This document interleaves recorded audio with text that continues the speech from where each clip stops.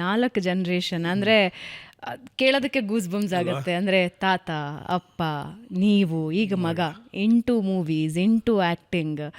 ಸುಮ್ಮನೆ ಹಿಂಗೆ ಕೂತು ಯೋಚನೆ ಮಾಡಿದಾಗ ಏನು how you feel as a father, as a son, as a grandson, ಏನು ಅನ್ಸುತ್ತೆ? See, my grandfather was a superstar. My father was a ultimate star. Because ಅವರ ಕಾಲದಲ್ಲಿ ಹೈಯೆಸ್ಟ್ ರೆಮ್ಯುನರೇಷನ್ ತೊಗೊಂಡಂಥ ಹೀರೋ ಅವರು.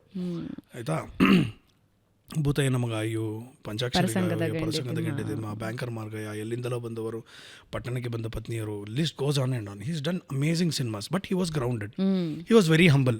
ಎಷ್ಟೋ ವರ್ಷಗಳು ಅವರು ಸ್ಕೂಟ್ರಲ್ಲೇ ಓಡಾಡಿದ್ದು, car ತೊಗೊಳೋದಕ್ಕೆ ಹೋಗಿಲ್ಲ. ಏನಕ್ಕೆ ಅಂದರೆ ಕಾರ್ ತೊಗೋಬೋದು, ಅಕಸ್ಮಾತ್ ಏನಾದರೂ ನಾನು ಕಾರ್ನ ಅಫೋರ್ಡ್ ಮಾಡೋಕ್ಕಾಗಲಿಲ್ಲ ಅಂತ ಮತ್ತೆ ಬೈಕಿಗೆ ಬಂದುಬಿಟ್ರೆ ಎಲ್ಲರೂ ರೇಗಿಸ್ತಾರೆ ನನಗೆ. ನೋಡ, ಕಾರಲ್ಲಿ ಮೆರೆದೋ ನೀನು, ಇವಾಗ ಬೈಕಲ್ಲಿ ಸ್ಕೂಟ್ರಲ್ಲಿ ಓಡಾಡ್ತೀನಿ, ನಾನು ಸ್ಕೂಟಲ್ಲೇ ಓಡಾಡ್ಕೊಂಡಿರ್ತೀನಿ ಅಂತ ಇದ್ದವರು. ನನ್ನ ಗಲಾಟೆಗೆ ಅವರು ಪ್ರೇಮಲೋಕ ಸಿನಿಮಾ ನೋಡ್ಬಿಟ್ಟು ನಾನು ಗಲಾಟೆ ಮಾಡಿದ್ದಕ್ಕೆ ಇನ್ಸೂಸಿಗೆ ತೊಗೊಂಡ್ರು.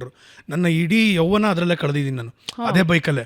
All my college everything was on that bike. So ಹಾಗಾಗಿ ನನಗೋಸ್ಕರ ತೊಗೊಂಡಿದ್ದು.